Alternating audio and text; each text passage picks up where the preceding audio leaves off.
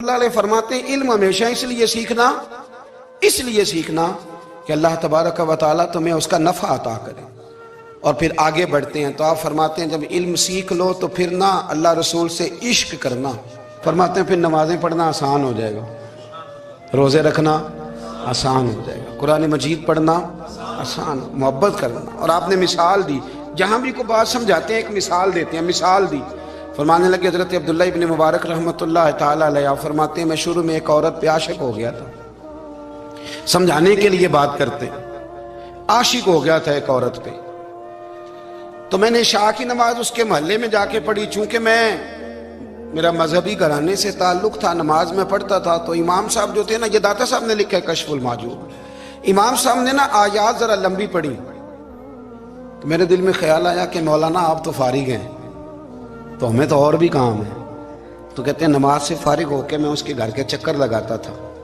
ساری رات گھومتا رہتا تھا، وہ چند لمحوں کے لیے چھت پہ آتی تھی، دو ایک بات کرتی تھی، چلی جاتی تھی، حد یہ ہے کہ مجھے کبھی اس پہ غصہ بھی نہیں آیا اور اس کا انتظار کر کے کبھی میں تھکا بھی۔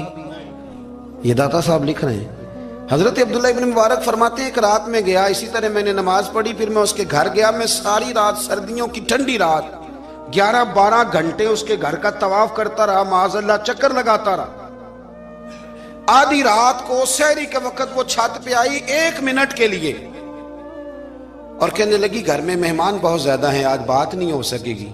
حضرت عبداللہ ابن مبارک فرماتے ہیں کہ میں جب واپس لوٹا تو نہ مجھے اس پہ غصہ تھا، نہ مجھے تھکاوٹ تھی، بلکہ میرے دل کے اندر اس کے لیے محبت بڑھ رہی تھی۔ میں کہہ رہا تھا کتنی اچھی ہے بیچاری، اتنے راش میں بھی اور اتنی مجبوری میں بھی 1 منٹ کے لیے چھت پہ آئی ہے، پھر بھی مجھے اس سے پیار بڑھ رہا تھا۔ کہتے ہیں جب میں تھوڑا آگے بڑھا تو فجر کی اذان ہو رہی تھی، یکدم میرے اندر سے آواز اٹھی، میں نے کہا عبداللہ اگر تو ایک عورت کے لیے ساری رات کھڑا رہتا ہے، نہ تھکاوٹ ہوتی ہے، نہ غصہ آتا ہے، بلکہ پیار بڑھتا ہے، اگر عورت کے لیے بندہ کھڑا رہ سکتا ہے تو رب رسول کے لیے بھی کھڑا رہ سکتا ہے۔ پھر تراویح پڑھنا کوئی اتنا مشکل کام نہیں ہے، پھر تہجد کے لیے اٹھنا کوئی مشکل کام نہیں ہے، شرط یہ ہے کہ پیار ہو جائے۔ ایک عورت کے لیے اگر یہ سارا کچھ ہو سکتا ہے تو اللہ رسول کے لیے بھی ہو سکتے ہیں۔ فرماتے ہیں میں نے توبہ کر لی اور پھر میرا حال یہ ہے کہ وہ توبہ کی اور پھر 60 سال گزر گئے، ساری رات مصلی پہ کھڑا رہتا ہوں، مجھے کبھی تھکاوٹ نہیں ہوئی، پھر کبھی تھکاوٹ نہیں ہوئی۔ تو داتا صاحب کہتے ہیں پہلے علم سیکھ، پھر اس کے بعد اللہ رسول سے پیار کر، اور پیار والی نماز پڑھ، مشقت والی نہ پڑھ، یعنی بوجھ والی نہ پڑھ کہ اب میری جان چھوٹ جائے تو میں بھاگ کے جاؤں، تم ادھر بیٹھو تو میں دوڑ کے نماز پڑھ کے آیا، یہ والی نماز نہ پڑھ۔ پھر تو آیا تو پھر ذوق پیدا کر، پھر تیرے اندر شوق ہو، پھر تو توانائی والا جذبہ رکھے دین کے معاملے میں۔ پھر داتا صاحب ایک تیسری بات ارشاد فرماتے ہیں، ایک تیسری بات داتا صاحب کرتے ہیں، داتا صاحب کہتے ہیں کہ یہ یاد رکھ کہ جو تجھے اعزاز ملے گا نا زندگی میں، اعزاز تجھے جو زندگی میں ملے گا اور کوئی کرامت اگر تجھے ملے گی تو وہ صرف نبی پاک علیہ السلام کی سنت اور شریعت کی وجہ سے ملے گی۔ تو جتنے مرضی چلے کاٹ لے، وظیفے کر لے، کالا جادو، نیلا جادو، پیلا جادو، جو مرضی تو سیکھ لے، اگر تجھے کوئی اللہ شان دے گا تو صرف اس لیے دے گا کہ تو نبی پاک کے دین پہ عمل کرتا ہے۔ کس نے لکھا ہے؟ اللہ کرے آپ کو میں یاد کرا سکوں، اللہ کرے ایسا ہو جائے اور میری جماعت سمجھنے لگ جائے کہ داتا صاحب کہتے ہیں سنت شریعت پہ عمل کرنا چاہیے، اور میں کوئی ایسی چھپی چھپائی بات بھی نہیں کر رہا، اس کو چلا دیں، کوئی ایسی چھپی چھپائی بات بھی نہیں کر رہا۔ کشف المحجوب دنیا کی ہر زبان میں اردو میں ملتی ہے، آپ لے کے دیکھ سکتے ہیں۔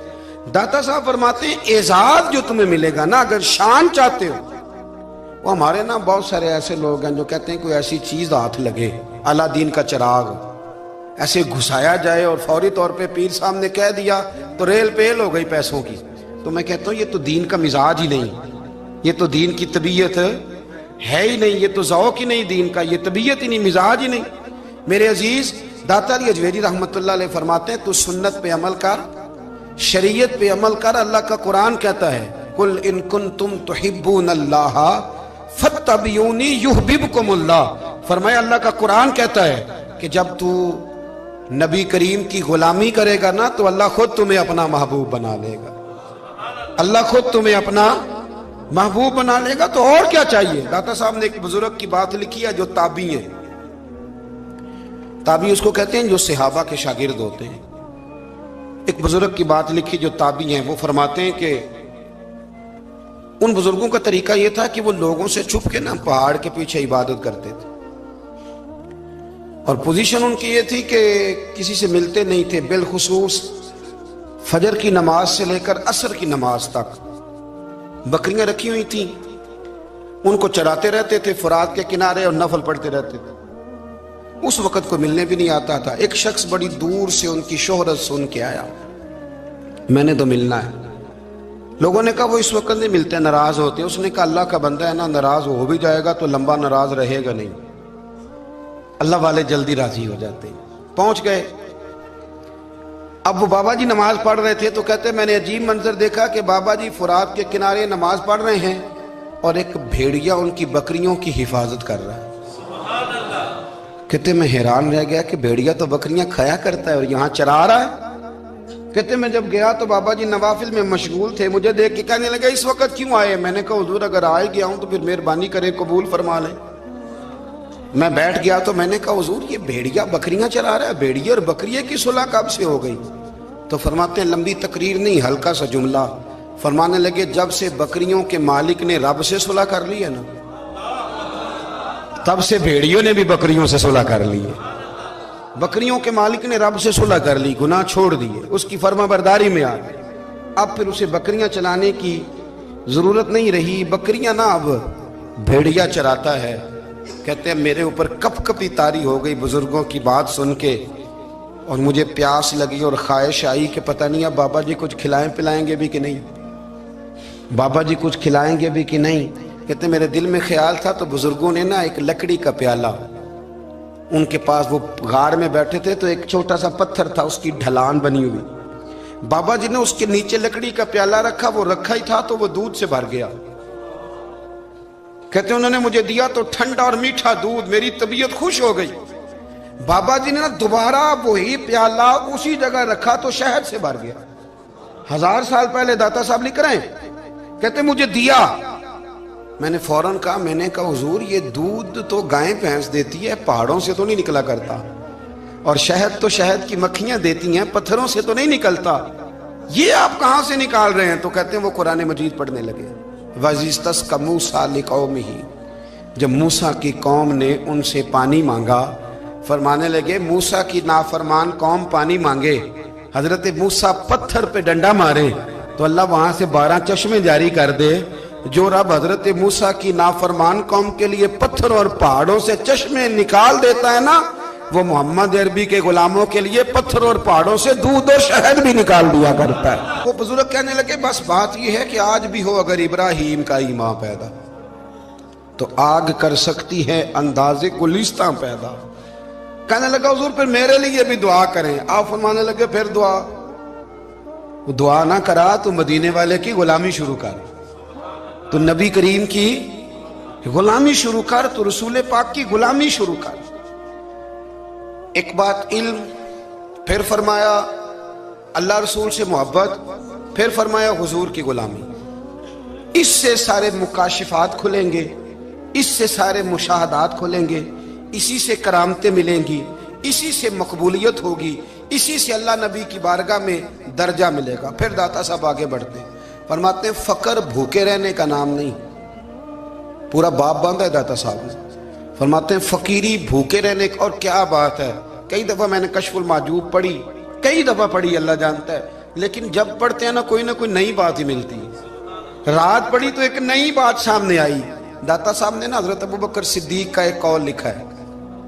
حضرت ابوبکر صدیق اللہ کی بارگاہ میں دعا کرتے ہیں, کہتے ہیں یا اللہ مجھے پیسے زیادہ دے.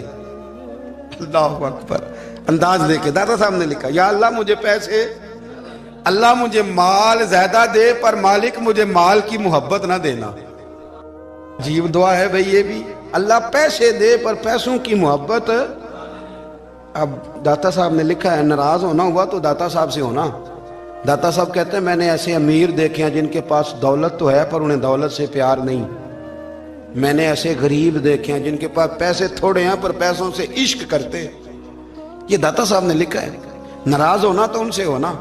मैंने ऐसे अमीर देखे हैं, दौलत है पर दौलत से प्यार अगर अल्लाह ने दी है तो उन्हें बांटना भी आता है, उन्हें सखावत करना भी आता है, खिलाना भी आता है। लेकिन कुछ ऐसे गरीब देखे हैं, पैसे थोड़े हैं पर अल्लाह जानता है इश्क बड़ा है दौलत से, वो जेब से बाहर निकालने को तैयार। ये दाता साहब ने लिखा है, फरमाते हैं फकर इसका नाम नहीं कि तेरे पास पैसे नहीं, दौलत नहीं, बल्कि फकीरी तो इस बात का नाम है कि तुझे दौलत से प्यार नहीं, तुझे दौलत से मोहब्बत, इसका नाम फकर है। तो मेरे भाई हम लोगों ने अपने बुजुर्गों को छोटे दायरे में बंद कर दिया, ये उनका दायरा नहीं था। चलें आगे बढ़ते हैं। पांचवी बात दाता गंज बख्श अली अजमेरी, पांचवी बात दाता साहब फरमाते हैं कि अपनी जिंदगी में ना फकीर दरवेश किसी दुनियादार के सामने हाथ नहीं फैलाता, अपनी सफेद पोशी बचा के रखता है, वो हाथ नहीं फैलाता। मैंने आपको बड़ी दफा वो बात सुनाई और मुझे इस जुमले से इश्क है। ख्वाजा कुतुबुद्दीन बख्तियार काकी कहते हैं, मैं एक दिन फटे कपड़े पहन के अपने मुर्शद हजरत ख्वाजा मोइनुद्दीन अजमेरी के पास गया था, तो ख्वाजा साहब फरमाने लगे, कुतुबुद्दीन ये क्या लिबास पहना हुआ है, ये क्या? मैंने कहा हुजूर क्या हुआ? फरमाने लगे, कुतुबुद्दीन याद रख, फकीरी इस तरह की करना कि बादशाही मालूम हो, कोई ये ना समझे कि बाबे को तो जोड़े की जरूरत है, इसे कपड़े ना लेके दे दूं। इस तरह की फकीरी करना कि फकीरी बादशाही मालूम हो। ये क्या बात हुई कि रंग रूप इस तरह का इख्तियार करना कि तरस आए कि चलो हजरत साहब को बंदा 500 दे ही जाए मेहरबानी करके, ये कोई रवैया नहीं है दीन का। दाता गंज बख्श अली अजमेरी फरमाते हैं, अपनी जात पर कभी सवाल का दरवाजा ना खोलो। आप फरमाते मेरे मुरीदों से पूछ लो, मैंने देने का मिजाज बनाया है, लेने का मिजाज नहीं बनाया। फरमाते थे अपनी जात पर सवाल का दरवाजा, कुछ लोगों की मजबूरी होती है कर्ज पकड़ना, कर्ज उठाना सुन्नत है, जरूरत पड़ जाए तो कर्ज लेने में मना, कुछ की मजबूरी है, कुछ को शौक है।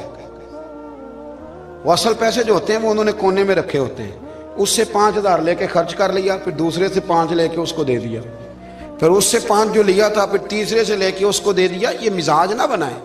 जब सवाल का दरवाजा खुल जाता है तो फिर सारी जिंदगी दोबारा बंद नहीं होता। मांगना है तो अल्लाह रसूल से मांगे, लोगों से मांगते फिरना, दुनियादारों से सवाल करना, अपनी जात पर सवाल का। दाता साहब ने पूरा बाब बांधा है, पूरा बाब। और दाता साहब फरमाते हैं सूफिया की एक जमात है जो कहती है हमने तो कभी अपनी जुबान पर दुख बयान ही नहीं किए, हर शय अपने रब रसूल के हवाले कर दी, हर शय अल्लाह रसूल के। और दाता साहब कहते हैं कुछ ऐसे भी हैं जो दुआ भी नहीं मांगते, लोगों के लिए मांगते हैं, अपने लिए नहीं मांगते। आप दुआ क्यों नहीं मांगते? तो कहते हैं अल्लाह को तो पता ही है हमें क्या चाहिए, उसे तो पता ही है। एक बुजुर्ग की बात लिखी है दाता साहब ने, मेरी जमात में ना मिजाज है करामतों का, मुझे वो सारी बातें भी आती हैं कि एक बंदा कराची से आया, दाता साहब हाजिरी दी तो उसकी लॉटरी निकल आई, ये भी मुझे आती है, लिखी पढ़ी है मैंने, किताबों में है ये भी। एक बंदा, ये सारी बातें ना आती हैं करामतों में, बड़ी सारी चीज़ें लोग बयान करते हैं कि मैं वहाँ आया और मैंने हाजिरी दी तो मौज लग गई, ये सारी बातें आती हैं। हमारे पुराने बुजुर्ग और भी किस्से सुनाया करते थे, सारी हमें चीज़ों का पता, पर जो उन्वान है ना वो हजरत शेख अबू नूर कहते हैं कि एक बंदा दाता साहब के मज़ार पे घूम रहा था, दाता 10 रुपये दे, 10 रुपये दे, 10 रुपये दे। तो एक बंदा बड़ी देर से उसे देख रहा था, वो कहने लगा दाता ने तुझे क्या देना है, इधर आ मैं दूँ। उसने 10 दिए। बंदा बड़ा हसीन था, हंस पड़ा, कहने लगा दाता तेरे भी सदके जाऊँ। दिलाने लगा तो मुनकर से ही दिलवा दिए, जो नहीं मानता उसी से दिलवा दिए। वो बड़ा परेशान हुआ, मैं और चक्कर में था, इसने मेरे ऊपर ही जड़ दी है बात। कहने लगा दाता तेरे सदके जाऊं। तो ये सारी बातें किताबों में मौजूद हैं, लोगों ने अपने अपने मुशाहिदात जो जिसके साथ पेश आया उसने बयान किए हैं। बहुत सारी बातें काबिले बयान हैं, पर जो उन्वान है मैं उस पर रहना चाहता हूँ। दाता साहब रहमतुल्लाह अलैह फरमाते हैं हमारी तालीमात हैं कि अपने दुख दर्द दुनियादारों से बयान नहीं करने, सवाल का दरवाजा लोगों के सामने खोलना। अल्लाह वालों से कहेंगे कभी कहना होगा तो, दुनियादारों से कहना। कहते हैं शेख अहमद नाम के बुजुर्ग थे, सारी जिंदगी किसी को काम नहीं बताया, सारी जिंदगी बड़ी मुश्किलात आई, पर कभी अपनी जात पर सवाल का दरवाजा नहीं खोला। एक ऐसी मुश्किल आई कि जो हल ही नहीं होती थी, किसी ने उन पर कोई इल्जाम लगा दिया। अबू मुस्लिम नाम का एक बादशाह था, उसकी हुकूमत थी, उसने पकड़ के कैद में डाल दिया। अब कैद में हैं, जुर्म लग गया है, فرد جرم عائد ہو گئی ہے، جیل میں ہیں. لوگ کہنے لگے حضرت جی اپنی صفائی میں کچھ کہیں. فرمانے لگے ساری زندگی بندوں سے کچھ نہیں کہا، اللہ رسول کو پتا ہے میں بے گناہ ہوں، مجھے کہنے کی ضرورت نہیں. داتا گنج بخش علی حجویری نے لکھا ہے، داتا صاحب کہتے ہیں تو یقین کامل تو پیدا کر، تو ایمان تو پختہ کر. داتا صاحب کہتے ہیں وہ ابو مسلم جو بادشاہ تھا وہ نیک آدمی تھا، اسے رات کو خواب میں نبی کریم کی زیارت نصیب ہوئی، اور حضور سید عالم صلی اللہ علیہ وسلم فرمانے لگے تو نے اللہ کا ایک نیک بندہ جیل میں ڈال دیا، ڈر نہیں آتا، وہ تو بے گناہ ہے. بادشاہ آدھی رات کو خود اٹھا. دادا صاحب فرماتے ہیں کسی گارڈ کو نہیں بھیجا، پولیس والے کو نہیں بھیجا، جیلر سے نہیں کہا، خود گیا، جا کے جیل کا دروازہ کھولا، دروازہ کھول کے اس درویش کو آزاد کیا. کہنے لگا بابا جاؤ، مجھے پتا چل گیا بے گناہ ہے. بابا جی سلام کر کے جانے لگے تو بادشاہ پھر آگے آیا، ہاتھ باندھے، ہاتھ چومے. کہنے لگا حضور آپ بڑے نیک ہیں، میرے لیے کوئی حکم ہو تو بتائیے گا، میرے لائق کو خدمت ہو تو بتائیے گا. تو شیخ احمد فرمانے لگے تجھے ابھی بھی سمجھ نہیں آئی، تجھے ابھی بھی نہیں سمجھ آئی. کہنے لگا حضور کیا؟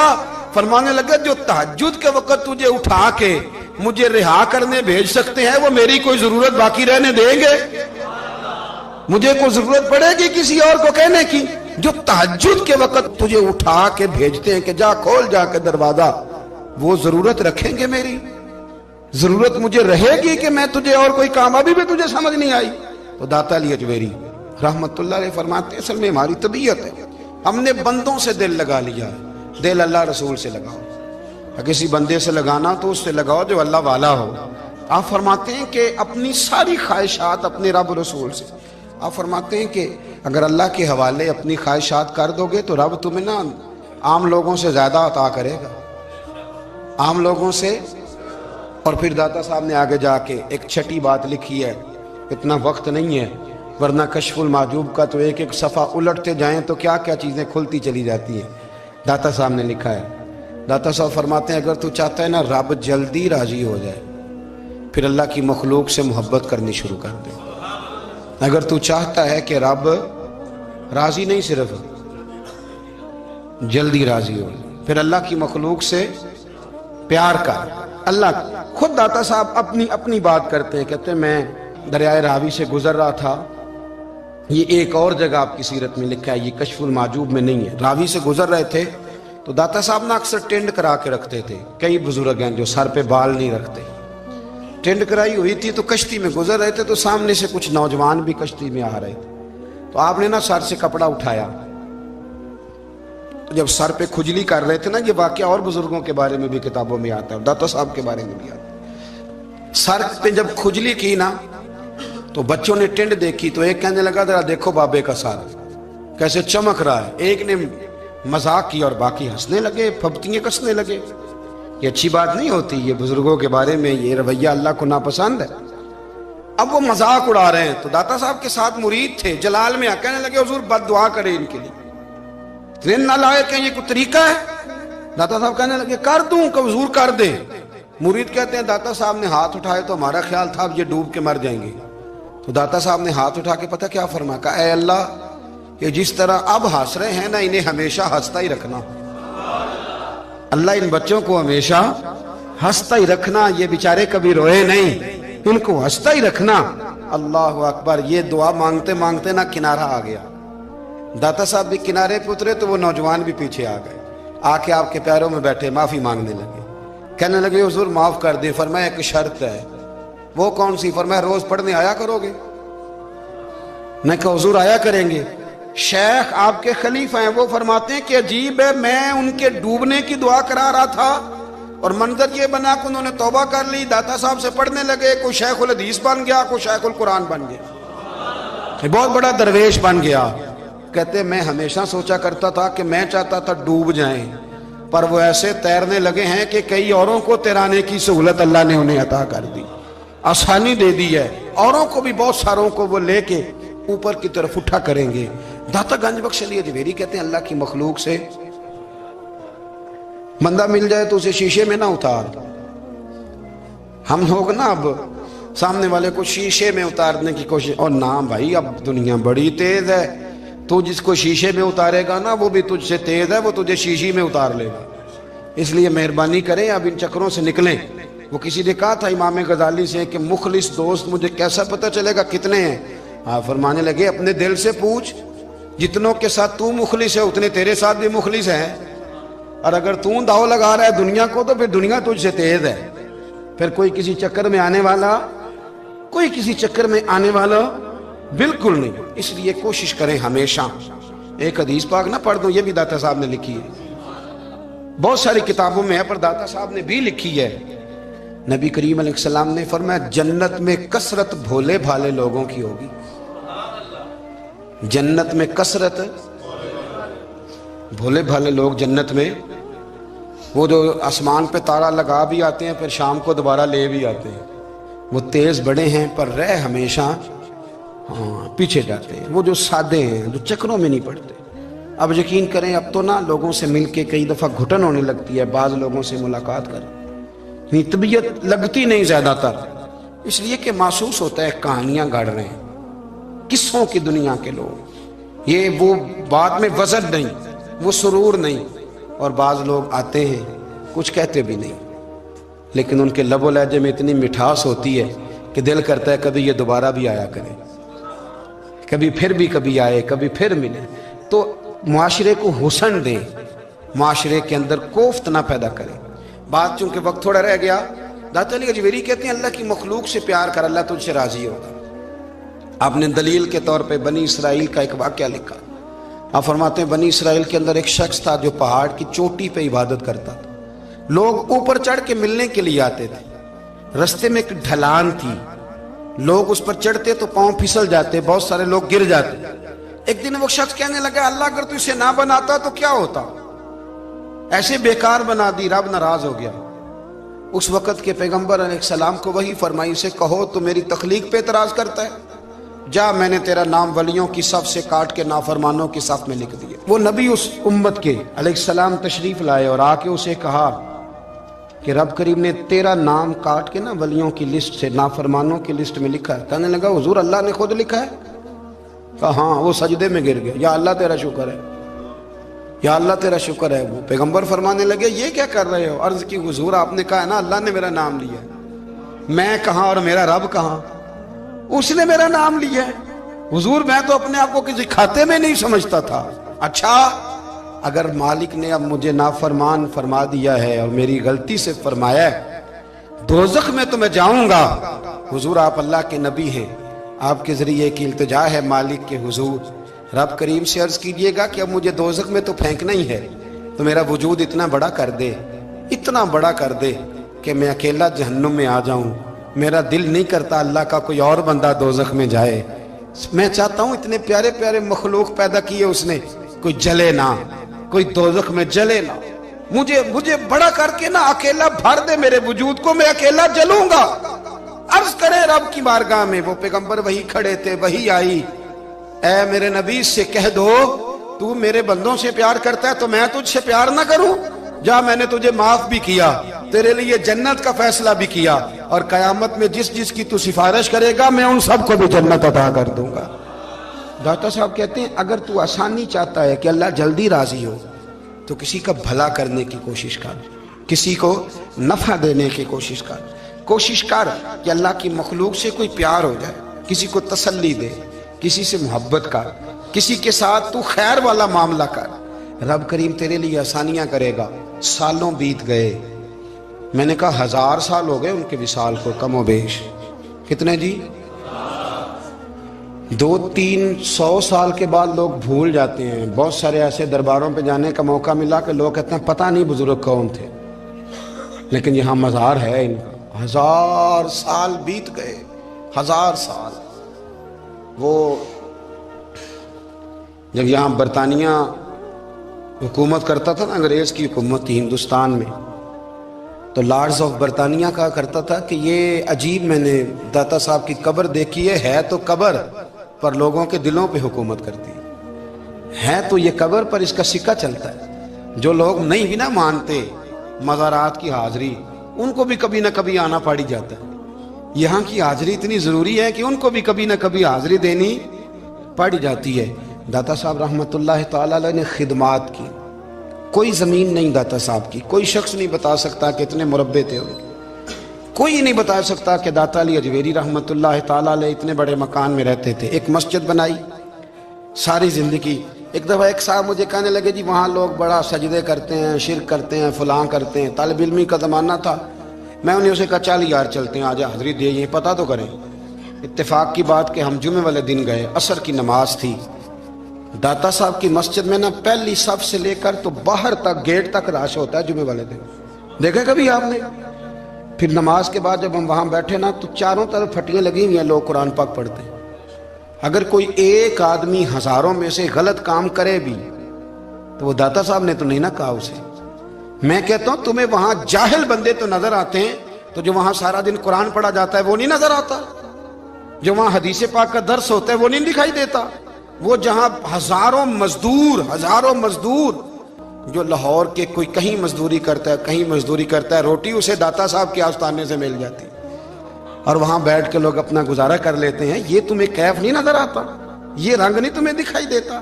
او بھائی، وہاں ہر جمعے ہزاروں لوگ اللہ کے حضور جھکتے ہیں، کوئی ایک آدھ آدمی غلط کام کرتا تمہیں دکھائی دیتا ہے تو اس کو بنیاد بنا لیتے ہو۔ ہم جس دن گئے نا اس بندے کو تو ہم بیٹھے رہے مغرب تک، پر ایک بندہ بھی سجدہ کرنے والا نہیں ملا۔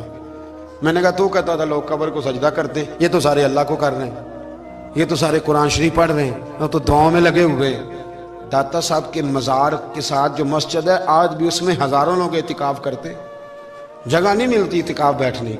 بھائی کیا بات کرتے، وہ تو دنیا سے چلے بھی گئے تو پھر بھی لوگوں کو اپنے مزار پر نمازیں ہی پڑھوا رہے ہیں، قرآن ہی پڑھوا رہے ہیں، جمعے ہی ہو رہے درس۔ داتا صاحب کے مزار پر مدرسہ قائم ہے، جامعہ اجویریہ، درس نظامی کی کلاسیں لگتی ہیں، کتابیں چھپتی ہیں، دین کا کام ہوتا ہے، وہاں ایک پورا انسٹیٹیوٹ قائم ہے۔ مہربانی فرمائیں اب تعصب کی اینک اتار دیں، فرقہ واریت کا ذوق چھوڑ دیں، صحیح کو صحیح کہنا سیکھیں، اصل کو اصل کہنا سیکھیں، اور اہل حق سے بھی میری گزارش ہے ان کی تعلیمات کو سمجھیں، میلوں ٹھولوں سے، غیر شرعی باتوں سے بچیں۔ اللہ ان کے درجات بلند کرے، ہمیں ان کی راہوں کا مسافر بنائے۔ آخر دعوانا الحمد۔ معاملہ کیا کیسے ٹھیک ہو سکتا ہے؟ تو وہ طبیب کہنے لگا کہ یہ نہ کسی سے محبت کرتا ہے، جس سے محبت کرتا ہے اس سے بچھڑ گیا ہے، اور اس غم میں اس کیفیت میں چلا گیا، دوائیاں شوائیاں اثر نہیں کریں گی۔ تو وہ کہنے لگا ہمیں تو پتہ بھی کوئی نہیں کس سے اس کا پیار ہے، کس دوست کی، کس محبوب کی جدائی میں یہ پریشان ہے، تو کیسے پتہ کریں؟ تو وہ طبیب سیانا تھا، اس نے کہا یہ کون کون سے ملکوں میں جا چکا ہے؟ اس نے ملکوں کے نام لیے تو اس طبیب نے نا اس کے کان میں ان سارے ملکوں کا ذکر کیا۔ جب وہ والا ملک آیا نا تو ہلکا سا چونکا ہو، کہنے لگا اس ملک کے اندر جتنے شہر ہیں ان کے نام بتاؤ۔ وہ شہروں کے نام لیے تو جب وہ والا شہر آیا نا تو وہ ذرا تھوڑا سا نا اور چونکا، کچھ اس نے اب ہاتھ پیر بھی ہلانے شروع کیے، کہنے لگا اب اس شہر کے اندر جتنے محلے ہیں نا ان محلوں کے نام لو۔ اب جو ایک ایک کر کے محلے کے نام لینے لگے تو جب وہ والا محلہ آیا نا، شہر بغداد بھی کی ہے نشانی، اچیاں لمیاں چیراں، شہر بغداد دے ٹکڑے منگساں تے کرساں میرا میرا۔ اور پھر انہیں کہتے ہیں جب اس محلے کا نام آیا نا تو وہ پورا چونک گیا۔ تھوڑے سے لوگ ہوتے تھے، تھوڑی سی آبادی ہوتی تھی، اس نے اس کے باپ سے کہا کوئی طریقہ اختیار کر، اس محلے میں بسنے والے جتنے لوگ ہیں نا ان لوگوں کی فہرست منگا۔ اس ملک سے، اس محلے سے ان لوگوں کی فہرست آئی۔ جب ایک ایک نام بولے جانے لگے اور جب نام آیا نا محبوب کا، نہ علمہ وچ پھسا سانو تو یار دی گل سنا، اور جب نام آیا نا اس محبوب کا تو پہلے اس کے ہاتھ کانپے، پھر اس کی نظر پھڑکی، پھر اس کی آنکھوں میں آنسو آئے، اور پھر اس نے آنکھیں کھول کے ہاتھ تھاما اپنے باپ کا اور رو کے کہنے لگا بابو آیا ہے، وہ یہاں ہے، ملاقات ہو جائے گی۔ پھر سمجھ آ گئی اس کی شفا کہاں ہے۔ میں کچھ دن پہلے ایک جگہ تعزیت، اور ڈرتا ڈرتا گیا تعزیت کرنے، پرانے جاننے والے تھے، دوستوں کا رشتہ تھا، تو میں ایک ہی بیٹا تھا، تو وہ مجھے پتا چلا کہ ٹرین ایکسیڈنٹ میں انتقال کر گیا، تو میں ڈرتے ڈرتے گیا کیونکہ معاملہ مشکوک تھا۔ اور جب میں تعزیت کے لیے اندر پہنچا تو ہمارے جو انکل تھے، جن کا میرے دوست تھے، وہ ان کے کچھ عزیز کہنے لگا کہ جی آپ کے ساتھ والے باہر جا سکتے ہیں؟ اور میں نے کہا چلے جاتے ہیں۔ میں دوستوں کو گاڑی میں بھیج دیا، اور جب میں نے اس سے بات چیت کی کہنے لگا میرا بیٹا ایکسیڈنٹ تو میں نے بنایا, وہ تو خودکشی کر کے مرا ہے. شادی کے 11 سال بعد خدا نے ایک بیٹا دیا تھا, اور مجھ سے غلطی یہ ہوئی, میں نے کہا میرے بیٹے کو تکلیف کوئی نہ آئے. اس کے منہ سے جو نکلا میں نے اسے دیا, جو اس نے مانگا میں نے دیا. کہتا جو شخص 16,000 مہینے کا کمائے اور بیٹے کو 40,000 کا موبائل خرید کے دے, کہتے میں نے ہر سہولت اسے دی. پھر ایک امیر کی لڑکی سے یونیورسٹی میں پڑھتے ہوئے اس کا تعلق بنا. بچی کے میسج بھی میں نے اپنے موبائل, اس بچے کے موبائل میں دیکھے, اور اس لڑکے نے جو میسج سینڈ کیے وہ بھی میں نے دیکھے. پھر میں گھر پہنچ گیا, میں نے بیٹے سے منتیں کی کہ بیٹا وہ ہمیں رشتہ نہیں دیں گے, ہماری برادری بھی چھوٹی ہے اور ہمارے جیب میں پیسے بھی کوئی نہیں. پھر میں ان کے گھر گیا, بیٹا نہ مانا, اور میں نے اس شخص کو بلا کے کہا تیری بیٹی کے میسج ہے, خدا را خیال کر, اور تیرے تو 7 بچے ہیں, میری گود میں تو ایک ہی پھول کھلا ہے, میں کدھر جاؤں, خیال کر.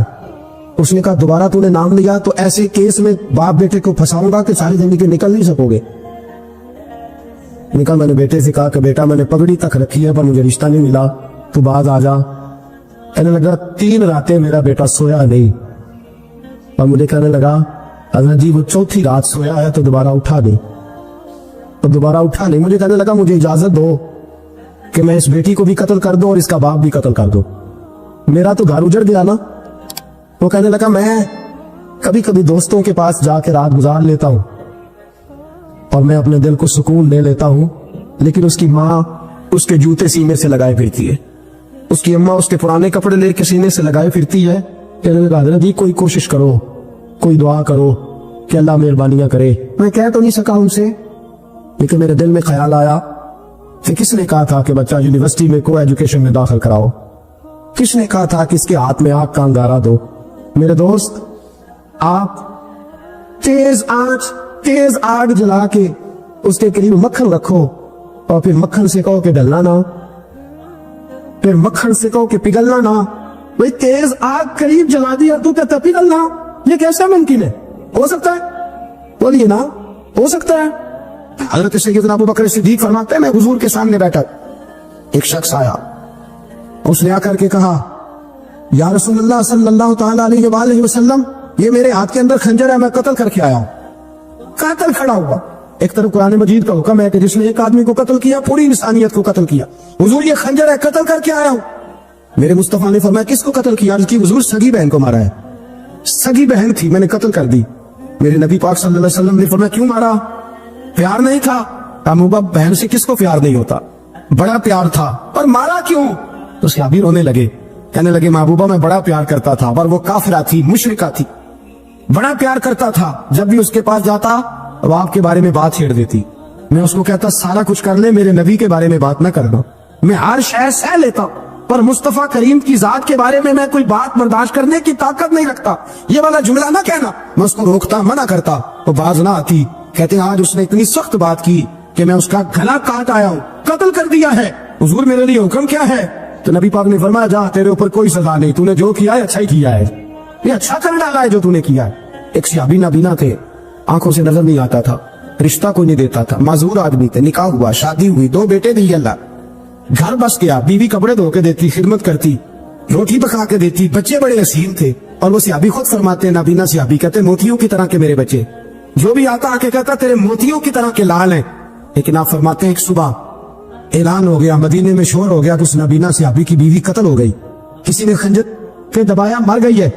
کہتے ہیں اس کے لواحقین اکٹھے ہوئے, در رسالت امام پہ آئے, آگے کہنے لگے حضور ہمارا قاتل ڈھونڈ کے دے, ہماری بیٹی کو کس نے مارا؟ میرے رسول پاک نے مجمع پہ نظر ڈالی, فرمایا بھائی مجھے کہنے کی ضرورت نہ پڑے, اگر قاتل موجود ہے تو خود اٹھ جائے. خود اٹھے. وہ نبینا صحابی بیچ میں سے اٹھ کے کھڑے ہو گئے, کہنے لگے سوڑیا قاتل کوئی بار نہیں, میں خود قاتل ہوں, میں نے مارا ہے, میں قاتل ہوں, میں نے مارا ہے. مصطفیٰ کریم سید عالم صلی اللہ علیہ وسلم نے فرمایا تجھے تو اس کی بڑی ضرورت تھی, بڑی حاجت تھی, تیری بیوی تھی, تیرا گھر سنبھالتی تھی, تیرے بچے تھے. صحابی عرض کرنے لگے حضور سارا کچھ ٹھیک تھا, پر وہ آپ کی بے ادب تھی. حضور اس کے آنے سے میرا گھر بس گیا, روٹی پکنے لگی, کپڑے ملنے لگے, اولاد ہونے لگی, میں دنیا پہ آ گیا. لیکن محبوبہ میں نے وہ سوخ کیا کرنے ہیں جو تیری بے ادبی پر تعمیر کیے جائیں. یا رسول اللہ مجھے کیا حاجت اس چیز کی جس میں آپ کا پیار ہی نہ ہو. یا رسول اللہ آپ کی محبت ہی نہ. حضور میں نے قتل کر ڈالا ہے, مجھے بیوی نہیں چاہیے, مجھے وہ والی چاہیے جس کی زبان پر رسول اللہ کے نام کے ترانے ہو, جو حضور کی محفلات کرنے والی ہو, نعت پڑھنے والی ہو, جو نبی پاک علیہ السلام کی ازواج کا, اولاد کا, بیٹیوں کا ذکر کرنے والی. مجھے وہ بی بی نہیں چاہیے جو بی بی بے ادبی کرے. میرے نبی پاک صلی اللہ علیہ وسلم نے محلے داروں سے پوچھا, فرمایا بات اس کی ٹھیک ہے, کہا حضور واقعی بے ادب تھی. نبی پاک نے فرمایا اٹھو پھر چلے جاؤ, اس نے انسان نہیں مارا, اس نے گستاخ رسول کو مارا ہے, اس نے ایک گستاخ رسول کو مارا ہے. بھائی یاد رکھے نبی پاک کا پیار ایمان کا حصہ ہے, اس میں کوئی کمپرومائز نہیں. ہم اقبال کہتے ہیں میں نے سارا دین پڑھا ہے, سارا قرآن پڑھا ہے, میں نے بنظر غائب جب ساری چیزوں کو دیکھ لیا تو اقبال کہنے لگے میں اس نتیجے پہ پہنچا ہوں کہ مغز قرآن روح ایمان جان دی. بھائی اقبال, میں کسی عالم کی بات کرتا تو لوگوں نے شاید رویہ اور اختیار کرنا تھا, وہ لوگ جس پر اکثر مکاتب فقہ اعتبار کرتے ہیں. اقبال کہنے لگے مغز قرآن روح ایمان جان دی. لفظوں پہ غور کریں, مغز یعنی سارے قرآن کا مغز, روح ایمان یعنی ایمان کی روح, اور جان دی یعنی سارے دین کی. آپ دیکھیں ترتیب, مغز قرآن روح ایمان جان دین.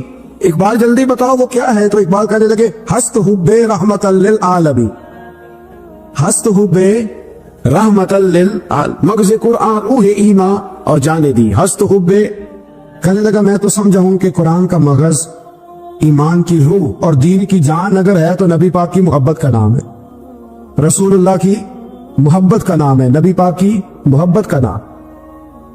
حضرت عمر فاروق رضی اللہ تعالیٰ عنہ سے بڑا تو اصول پسند کوئی نہیں نہ ہوگا.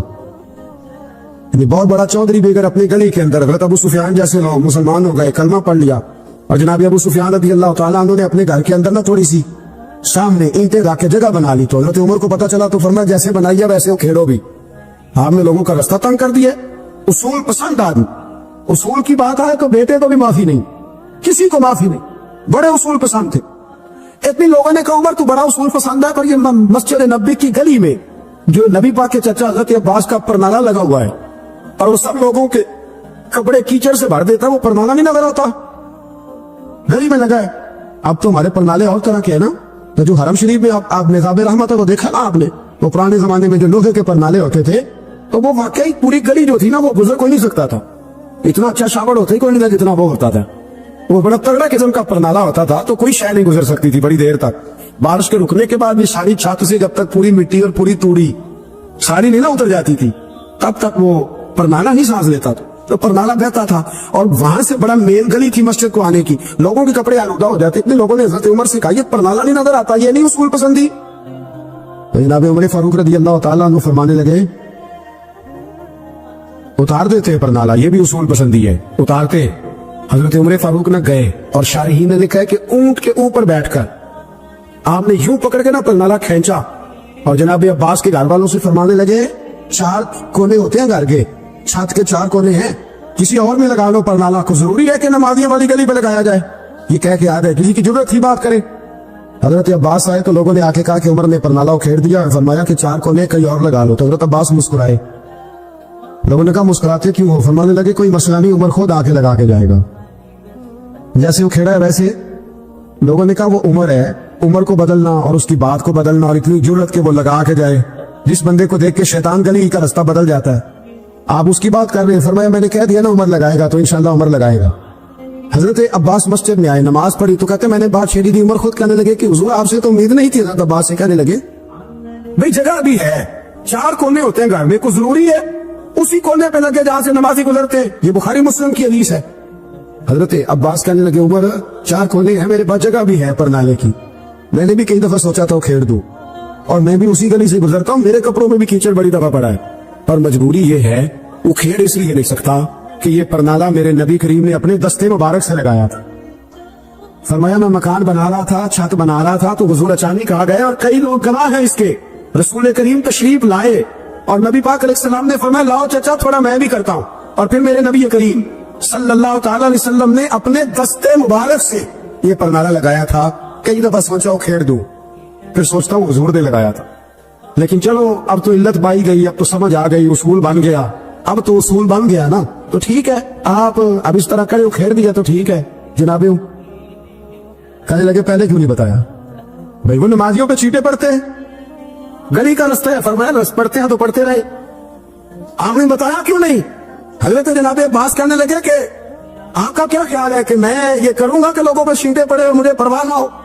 حضور نے لگایا تھا۔ حضرت عمر فاروق نے نا جناب عباس کا بازو تھاما، تن تندور تے ہڈاں دا بال، بازو تھاما اور تھام کے نا اسی جگہ لے گئے جہاں پر نالا کھیڑا تھا۔ پہلے تو اونٹ پہ چڑھ کے لگایا تھا نا، تو اب کہنے لگے حضرت عباس سے کہ آپ نا میرے کندھوں پہ چڑھ گئے، میرے کندھوں پہ تن تندور تے ہڈاں دا بالن، اسی ہاواں نال تپایا ہے، کپ کپ مکیاں پیڑے کیتے، اتو عشق پلے چلایا، تن دا سالن تے من دی ہانڈی، لون صبر دا پایا، غلام فریدا بے مثالی تیری، تینوں وجہ یقین نہیں آیا؟ فرمایا خود لگائیے۔ حضرت عباس رضی اللہ تعالیٰ عنہ اوپر نالا لگا کے اترے، حضرت عباس بھی رو رہے تھے اور جناب عمر بھی رو رہے تھے، آنکھوں میں آنسو تھے۔ فرمایا ہم یہ نہیں دیکھیں گے کہ علت کیا ہے، وجہ کیا ہے، ہم تو یہ دیکھیں گے کہ رسول اللہ کی نسبت کیا ہے۔ نبی کریم علیہ الصلوۃ والسلام کے دستے مبارک لا کے ساری وجوہات ختم ہو گئی۔ اب جس کے کپڑوں میں پانی پڑتا پڑے، جس کو تکلیف ہوتی ہے لیکن چونکہ یہ رسول پاک صلی اللہ علیہ وسلم نے دستے مبارک سے لگایا ہے، تو مزاج یہ ہے کہ جہاں بات آئے گی ذات رسالت کی، وہاں باقی کے قانون چھوڑ دیے جائیں، وہاں باقی کے معاملات چھوڑے جائیں گے، وہاں تکلف سے نکلا جائے۔ میرے نبی کریم علیہ السلام سے نا بڑے شروع میں بڑے آگا ایک صحابی تھے، حضرت برا بن مالک نام تھا، چھوٹی سی عمر تھی، حضور گلی سے گزرتے نا کبھی تو جذبہ تھا بڑا، چھوٹی عمر، بعد میں لکھا صرف 14 سال کے تھے، بعد میں لکھا نہیں 14 تو زیادہ ہے، 12 سال عمر تھی، عشق لگا سی کھیڑا کھیڑ دی، 12-14 سال عمر۔ اصل میں نا بچوں کی ڈائریکشن ٹھیک نہیں، ان کی ڈائریکشن ٹھیک ہو نا تو یہ چوکوں میں کھڑے ہو کے موبائل پہ گیمیں نہ کھیلے اور معاذ اللہ میسج نہ کرے، بلکہ یہ مسجد میں بیٹھ کے نبی پاک کی نعتیں سنے۔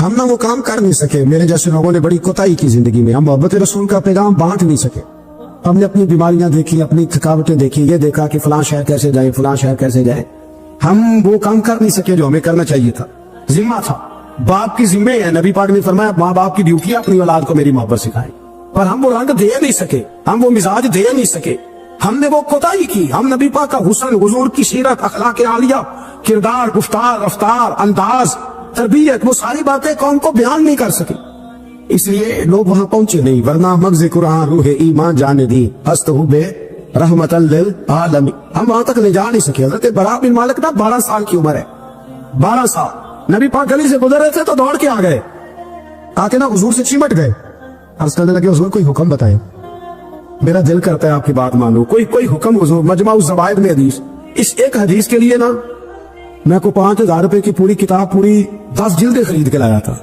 ایک حدیث کے لیے، پیاری بڑی ہے، شاندار بڑی ہے، اور میرا دل کیا، میں نے کہا جس کتاب میں ہے نا ساری کتاب ہی منگا لو، کچھ چیزیں بڑی انسان کو انوکھی لگتی ہے نا۔ حضرت برا بن مالک رضی اللہ، چھوٹی سی عمر ہے، حضور سے لپٹ گئے تو حضور نے فرمایا بیٹے کیا ہوا؟ عرض کرنے لگے حضور کوئی حکم بتائے، میرا بھی دل کرتا ہے عمل کرو۔ تو حضور میں چھوٹے چھوٹے کام بتاتے ہیں، دکان سے ہی، بچوں کو یہ بتانا ہوتا ہے نا، دکان سے لے آ، یہ کر دے، فلاں کو بلا لے، لیکن حضور ان کی غیر موجودگی میں ان کا ذکر بڑا کرتے۔ ایک دن کچھ لوگ کہنے لگے حضور بڑا ذکر کرتے ہیں، پر وہ کرتا تو چھوٹے موٹے کام ہے بچہ۔ نبی پاک نے ایک دن ارادہ کیا کہ ان کو تجربہ نہ کرائے کہ وہ پیار کتنا کرتا ہے۔ رسول کریم فرمانے لگے میں جو کہوں گا کرو گے؟ حضور کروں گا۔ فرمایا جاؤ اپنے باپ کی گردن کاٹ کے لاؤ۔ کس کے لیے؟ جی ابھی حضور نے فرمایا اپنے ابا کا سر کاٹ کے لا، تو وہ دوڑے۔ ایک روایت میں کہ مولا علی کے گلے میں تلوار لٹک رہی تھی، یوں کھینچی اور اس نے جذبات سے دوڑے کہ حضور نے فرمایا اسے پکڑ لو ورنہ یہ گردن کاٹ بھی لائے گا، پکڑ لو اسے ورنہ یہ کاٹ دے گا۔ اللہ کی قدرت کے تھوڑا وقت گزرا تو وہ بیمار ہو گئے۔ دن میں 2 مرتبہ میرے نبی پاک تیمارداری کر دیتے تھے۔ ایک شام رسول کریم تشریف لے گئے تو حضور سرانے بیٹھے، ماتھے پہ ہاتھ رکھا تو کریم محبوب ان کے باپ کی طرف کان میں کچھ کہا، ان کے والد سے حضور ہونے لگے، اور پھر حضور نے دوبارہ ماتھا چوما، پیار کیا اور چلے گئے۔ حضرت برا بن مالک چھوٹی عمر تھی، کچھ نے کہا طلحہ بن برا نام تھا ان کا، تو حضرت طلحہ بن برا نا اپنے ابا کو قریب بلایا اور چارپائی میں بٹھایا، کہنے لگے ابا جی حضور کیا فرما گئے؟ کہا بیٹا تیرے والی بات نہیں، کل بتائیے۔ کہا نبی کریم علیہ السلام نے فرمایا کہ شام کو نا میرے طلحہ کا انتقال ہو جائے اور جب اس کی روح پرواز کر جائے تو مجھے خبر کرنا، میں آ کے جنازہ پڑھاؤ۔ ٹھنڈ بڑی تھی، مدینے میں ٹھنڈ بڑی تھی۔ حضرت طلحہ نے نا اپنے باپ کا ہاتھ پکڑا اور اپنے سینے پہ رکھا، کہنے لگے ابا حضور تو جو فرما گئے، پر میری وصیت یاد رکھنا، نبی پاک کے دین کا قانون یہ ہے کہ جب کوئی انتقال کر جائے تو جلدی دفن کرو، اس طرح کرنا رات کا وقت ہوگا، جب میرا انتقال ہوگا تو فوراً غسل دے کے نا دفن کر دینا، نبی پاک کو خبر نہ کرنا، نہ بتانا۔ عمر دیکھو اور بات دیکھو، کب حضور کو کیوں نہیں بتانا؟ حضور خود فرما کے گئے تو کہنے لگے رات کا وقت ہوگا تو جن گلیوں سے حضور نے گزر کے آنا ہے نا وہ یہودیوں کے محلے ہیں، ایسا نہ ہو کہ میرے جنازے کی وجہ سے کوئی یہودی میرے نبی کو تکلیف دے دے، میرے جنازے کی وجہ سے، جنازے کی وجہ۔ یہاں کہتے ہیں حضرت صاحب مجھے بڑا پیار ہے آپ سے، پر میرے گھر ضرور پہنچے، جیسے مرے یا جیے، ماں شام کو آپ کو پہنچنا پڑے۔ میرے رسول کریم علیہ السلام کے غلاموں نے دیکھو انداز محبت کیا بیان فرمایا، کہا نبی پاک کو تکلیف نہ ہو میری وجہ سے، میرا جنازہ خود ہی پڑھ کے مجھے دفن کر دینا۔ ان کا انتقال ہو گیا، رات کو دفن کر دیا، صبح حضور تشریف لائے، وہ محبوب جنہیں اللہ نے غیب کے خزانوں کی کنجیاں عطا فرمائی، فرمایا بتایا کیوں نہیں، مجھے بتاتے میں خود جنازہ پڑھتا، میں خود نہ قبر میری تے میرے اپیرا جے کر پاوے پھیرا، قبر دے اندروں ہڈیاں اٹھ کے مجرا کر سن تیرا۔ کہا بتایا کیوں نہیں، خبر کیوں نہیں کی، میں جنازہ پڑھتا، میں خود پہنچتا۔ تو بابا وہ پڑے عرض کرنے لگے حضور میرا تو پتر تھا، میرے لیے اس سے بڑی سعادت کیا ہوتی کہ آپ جنازہ پڑھاتے، پر اس نے وصیت کر دی کہ حضور کو بتانا نہیں تکلیف ہوگی۔ نبی کریم فرمانے لگے بتاؤ مجھے اس کی قبر کہاں ہے۔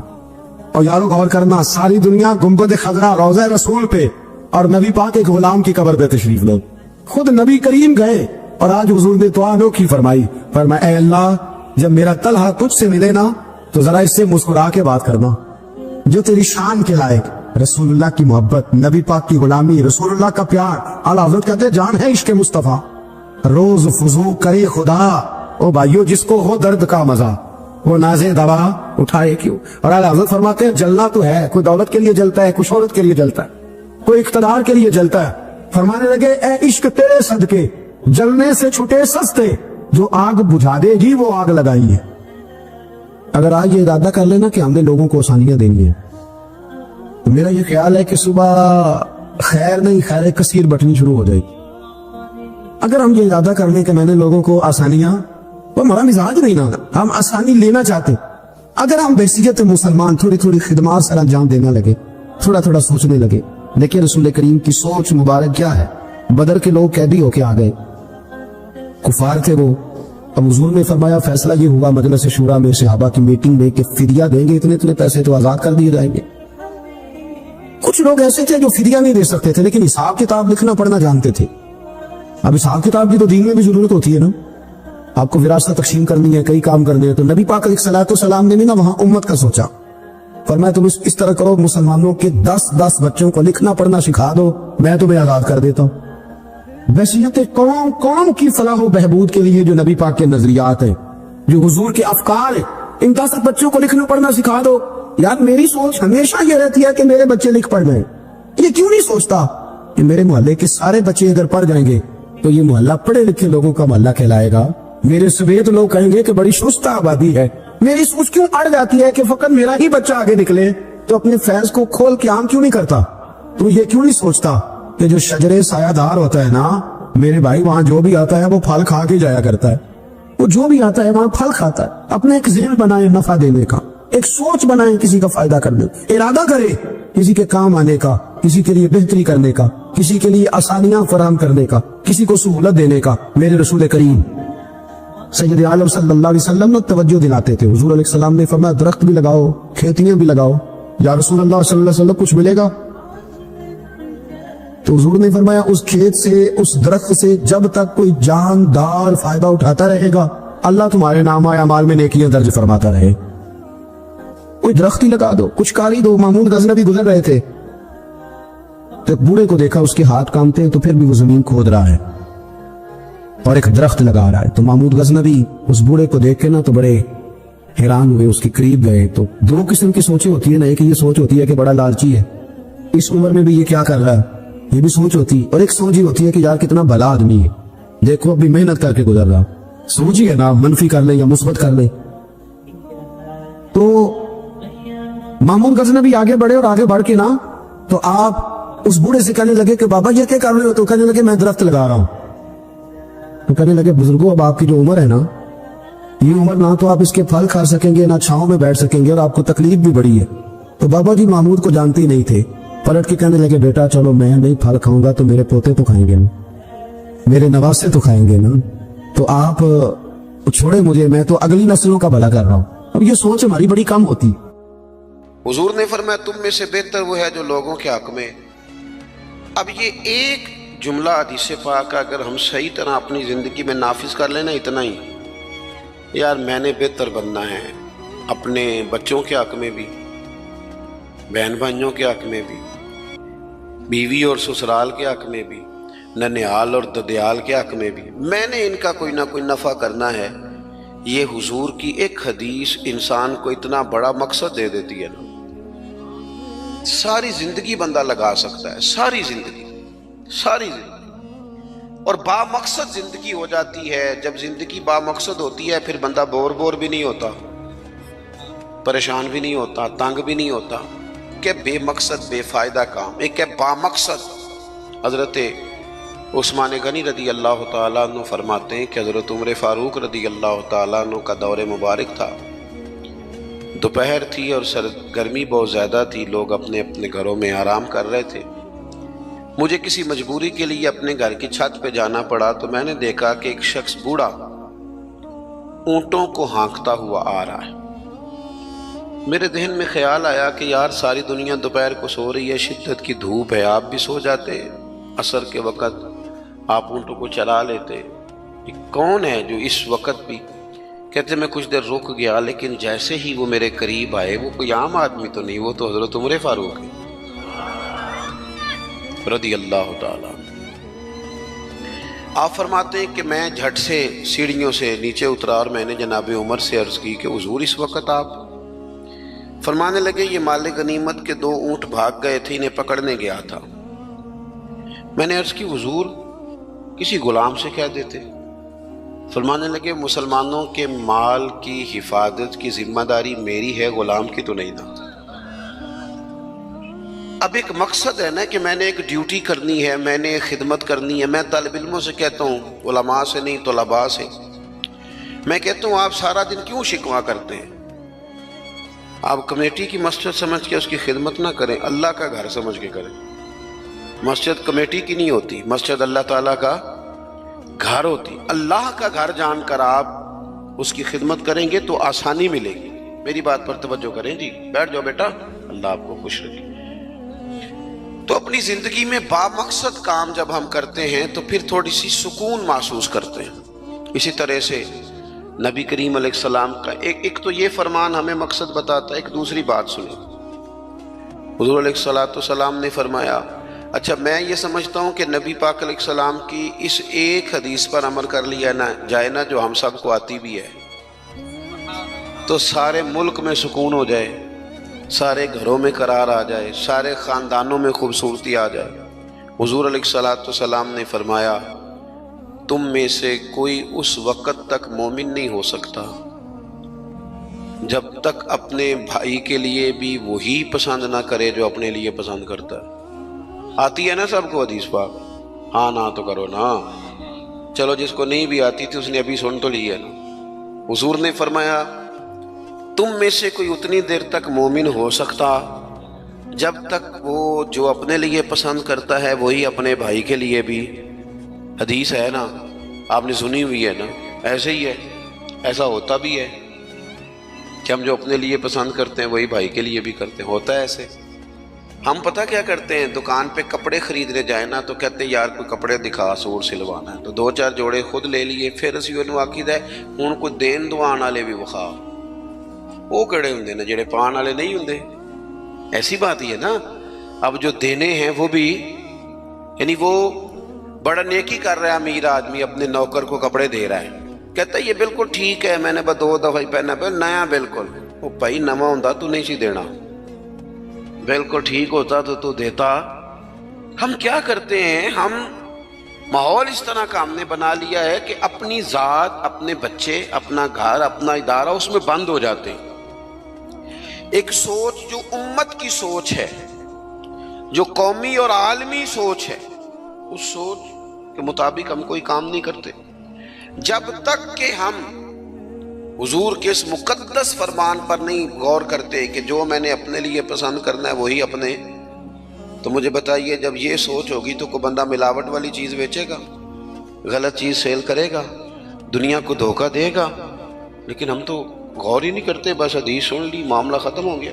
آپ دیکھیں امام غزالی فرماتے ہیں نبی پاک علیہ الصلوۃ والسلام کے ساتھ حضور کے غلام تھے، ایک درخت پر محبوب نے اشارہ کیا کہ یہاں سے 2 مسواکیں اتاریے، سادی سی بات ہے نا، مسواکیں اتار لی گئیں، خادم اتار لایا، اس نے لا کے حضور کی بارگاہ میں پیش کی۔ ایک مسواک بالکل سیدھی تھی، ایک تھوڑی ٹیڑھی تھی۔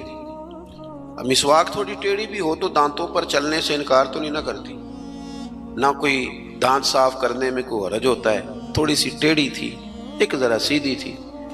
تو نبی کریم علیہ السلام کی خدمت میں غلام نے دونوں پیش کر دی تو محبوب نے ٹیڑھی مسواک رکھ لی، اور سیدھی حضور نے غلام سے فرمایا کہ یہ آپ آج کل تو یہ کام الا ماشاءاللہ مذہبی لوگ بھی نہیں کرتے۔ میں ایک جگہ دینی مدرسوں کے اہتمام کرنے والے جو لوگ تھے ان کی میٹنگ تھی، تو وہاں ایک صاحب نے بڑا تقویٰ بیان کیا، کہنے لگا میں نے کبھی مدرسے کی روٹی نہیں کھائی، حالانکہ مدرسے کا محتمم ہوں، میں نے نہیں کبھی چکھی، اتنا پرہیزگار ہوں۔ بعد میں میری باری آئی تو میں نے کہا جی میرا خیال ہے کہ آپ وہی روٹی کھایا کریں جو مدرسے میں پکتی ہے، آپ تقویٰ بدل دیں۔ آپ کو پتا تو وہ بیچارے بچے کھاتے کیا ہیں، جو کچھ کمیٹی کے صدر کے گھر پکتا ہے اور جو محتمم کے گھر پکتا ہے اسے غور کرنی چاہیے کہ طلباء کو وہی دے رہا ہے، ان کے ساتھ بھی رویہ وہی ہے۔ کیوں نہیں ان چیزوں کو سمجھتے کہ ہمیں نبی پاک علیہ السلام نے کن مقاصد حیات سے آگاہ کیا؟ اللہ کے حبیب علیہ السلام نے فرمایا ٹیڑھی مسواک مجھے دے دو، عرض کی حضور میرے ماں باپ قربان ہو، میری روح میری جان قربان ہو، آپ سیدھی رکھیں۔ حضور نے فرمایا نہ بھئی، میں نے خود ہی تو امت کو قانون دیا ہے کہ مومن وہ ہے جو اپنے لیے پسند کرے وہی اپنے بھائی کے لیے بھی پسند کرے۔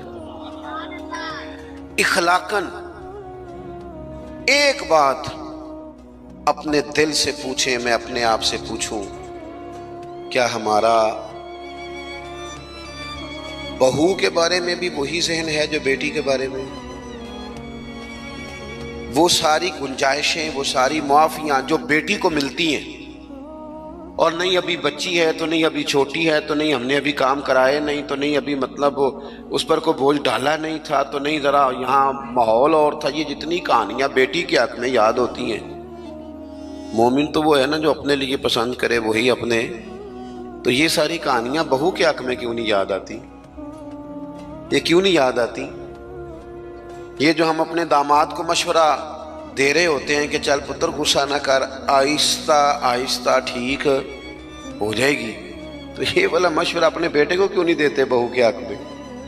خدا کے بندو، مومن کے اعلیٰ اخلاق ہوتے ہیں، اس کے مقاصد حیات بڑے ہوتے ہیں، وہ چھوٹی چھوٹی کچی کمزور باتیں نہیں کرتا، خود غرض زندگی نہیں گزارتا، اس کا یہ سٹیٹس ہی نہیں ہوتا کہ بس اپنی ذات سے شروع ہو اور اپنی ذات پر وہ ختم ہو جائے۔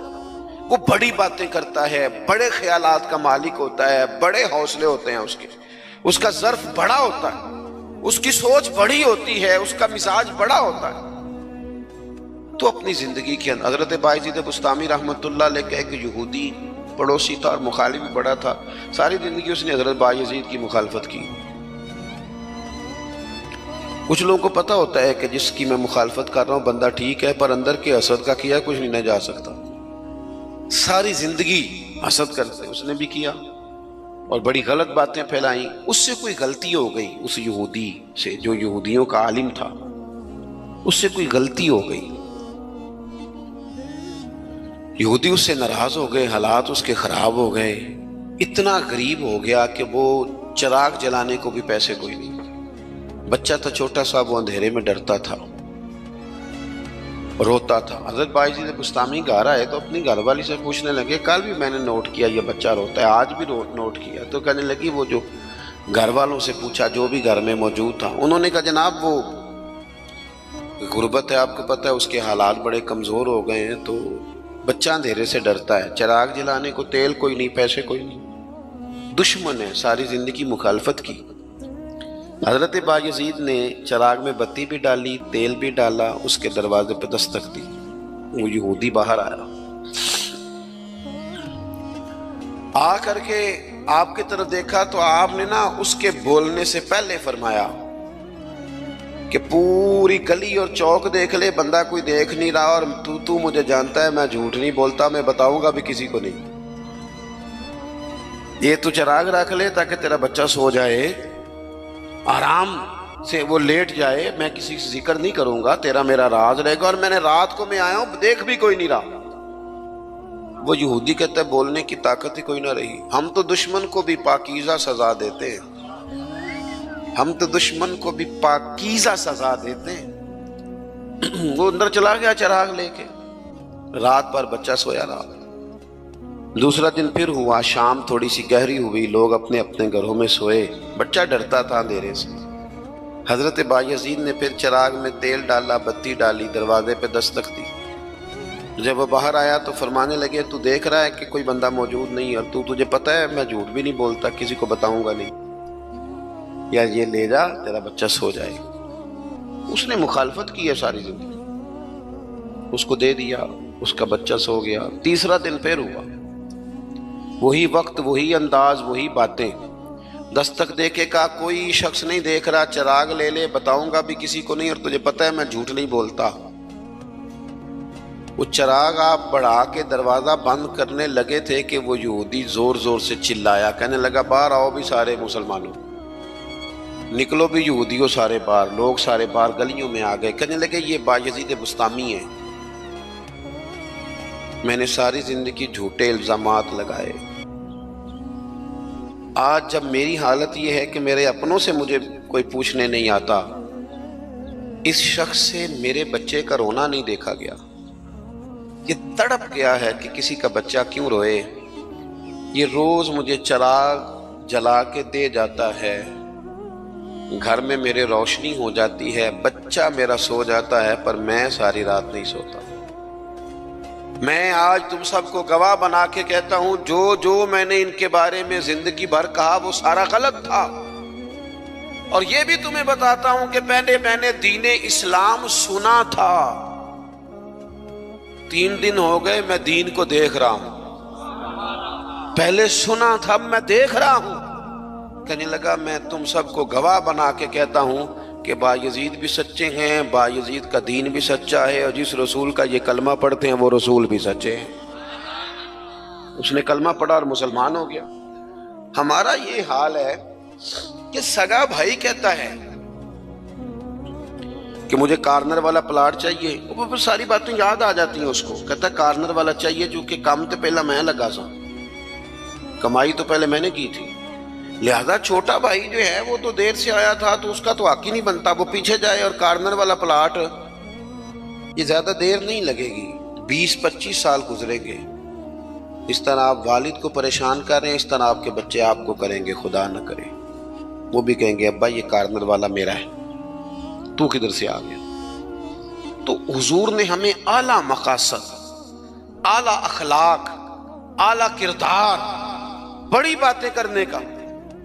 ہمارے پاس بڑی کہانیاں ہوتی ہیں پر ساری اپنے حق میں، بڑے دلائل ہوتے ہیں پر سارے اپنے حق میں، بڑی باتیں آتی ہیں پر ساری۔ ہمارے ایک بزرگ کہا کرتے تھے میں ایسے بیوقوفوں کو جانتا ہوں جو کوئی چیز بھی پھینکے نہ تو اپنے گھر میں پھینکتے ہیں، حالانکہ بھولے بھلے بیوقوف اپنے گھر میں پھینکیں۔ تھوڑی سی نا خود غرضی کی چادر اتاری جائے، بڑی سوچیں پیدا کی جائیں، بڑے مقاصد پیدا کیے جائیں، تھوڑا سا نا بندہ کسی کے لیے بھی کبھی دعا کرے، کبھی اس کی آرزو ہو کہ کسی اور کے حق میں بھی وہ خیر کا جملہ کہے۔ حضرت مولا علی شیر خدا کرم اللہ تعالی وجہہ الکریم، میں نے یہ دیکھا ہے کہ جو بندے جس کے بچے روز 4000 کے برگر کھا جاتے ہیں نا، اس کا ملازم اگر کہہ دینا کہ جناب اس دفعہ نا میرے لیے کچھ مشکل آ گئی ہے، کو 5000 ایڈوانس چاہیے، تو جس کے گھر میں روز بچے کھانا پکنے کے باوجود 4000 کا فاسٹ فوڈ کھاتے ہیں، وہ ملازم سے کہہ رہا ہوتا ہے تو خرچے کیوں نہیں کٹ کرتا، اپنی طاقت کے مطابق خرچ کر۔ دوسروں کو نصیحت کرنا آسان ہے، لیکن کیا مسئلہ ہے کہ ہم اپنے بچوں کے حق میں جتنی آسانیاں چاہتے ہیں وہ دوسروں کے بچے نہیں، دوسروں کی اولاد نہیں۔ دوسرے کے گھر میں روشنی ہوگی تو ہم کیا سمجھتے ہیں کہ دنیا سے روشنی کم ہو جائے گی؟ कभी भी नूर बांटने से नूर कम नहीं होता।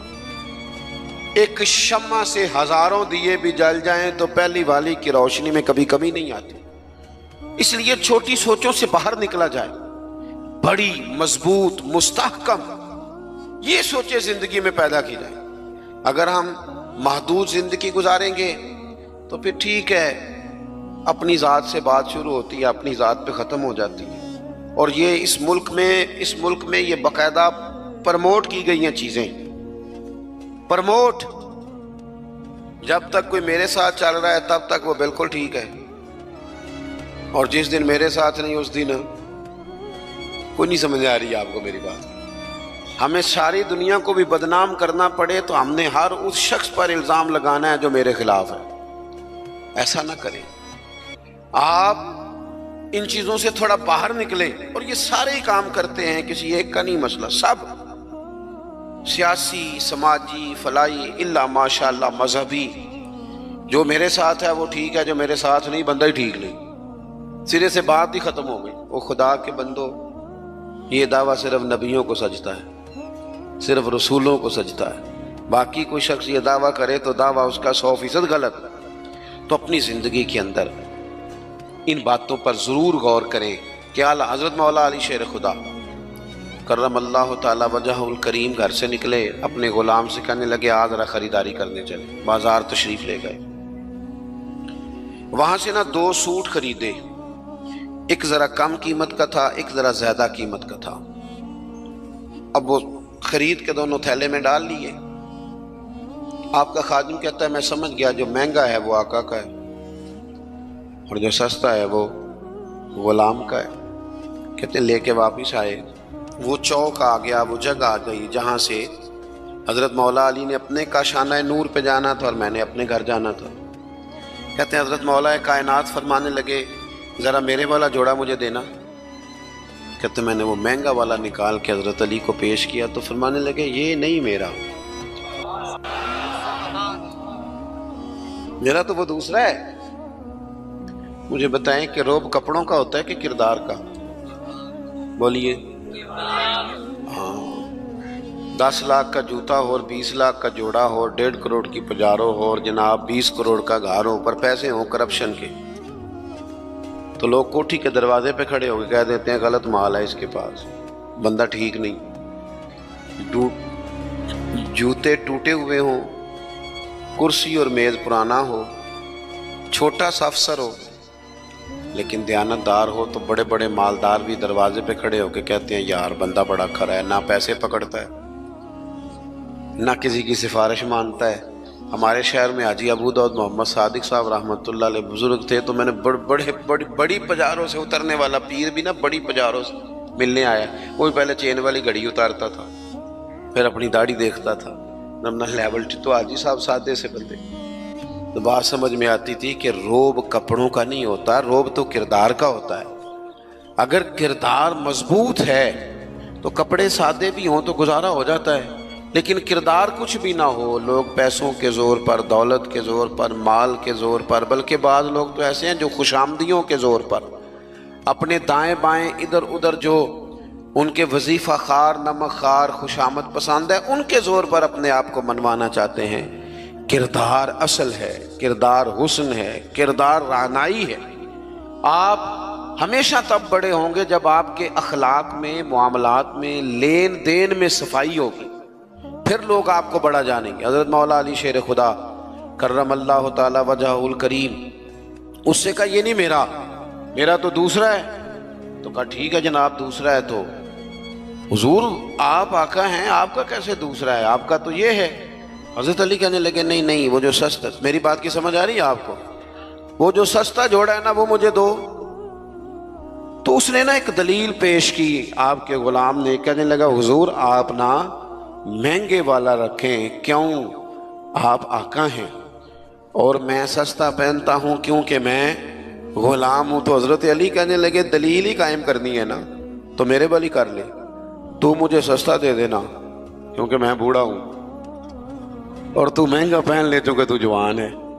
अगर किसी दलील की बुनियाद पर ही लिबास पहनना है تو چلو اس طرح کرو، یہ والی دلیل قائم کر لو کہ بوڑھوں پر سستا بھی چل جاتا ہے، اور جوانوں کے لیے ذرا کپڑے مہنگے ہوں، ذرا اچھے نئے اور ڈیزائنوں کے ہوں تو ذرا جوان خوش ہوتے ہیں۔ تو تھوڑے سے نا بڑا دل ہو، ذرا بڑا ظرف ہو، ذرا حوصلہ بڑا ہو، ذرا سوچ بڑی ہو، ذرا انسان کا معیار بڑا ہو۔ یہی بات بعد میں حضور کے صحابہ میں آئی۔ آپ دیکھ لیں حضرت عمر کو، دیکھیں حضرت عثمان کو، اور خلیفہ اول بلا فصل حضرت ابوبکر صدیق کو، حضرت مولا علی شیر خدا کو۔ ان لوگوں نے بڑی بڑی باتیں کی، بڑا حوصلہ تھا ان، یہ ہمیشہ انقلابی باتیں۔ حضرت عثمان غنی، ان کا مال آیا پڑا ہے۔ اب ہمارے ہاں تو لوگ مصنوعی قلت بھی پیدا کر لیتے ہیں، لیکن مال آیا ہوا ہے، قلت کے قحط کے دن ہیں۔ آ کے تاجروں نے کہا حضرت عثمان غنی سے کہ آپ جتنے کا خریدا ہے نا، ہم تحقیق بھی نہیں کرتے، ڈبل لے لیں، ہمیں دے دیں۔ حضرت عثمان کہنے لگے مجھے زیادہ نفع ملتا ہے۔ انہوں نے کہا 3 گنا لے لیں، کہنے لگے زیادہ ملتا ہے۔ 4 گنا لے لیں، فرمایا زیادہ ملتا ہے، کہنے لگے اس سے زیادہ ہم نہیں دے سکتے۔ وہ بندہ بتائیں جو زیادہ دیتا ہے۔ حضرت عثمان غنی کہنے لگے مجھے تو 700 گنا کی امید ہے۔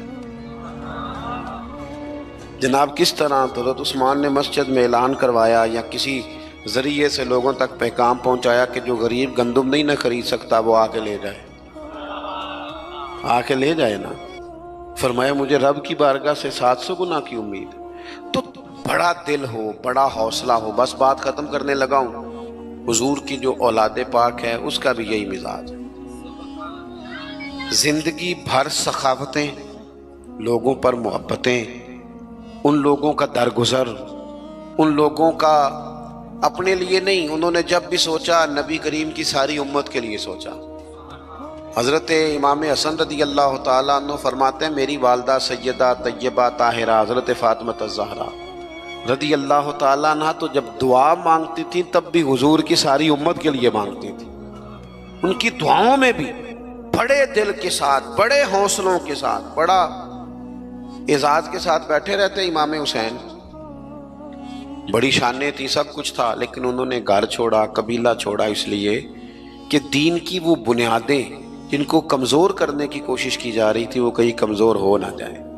وہ آگے بڑھے۔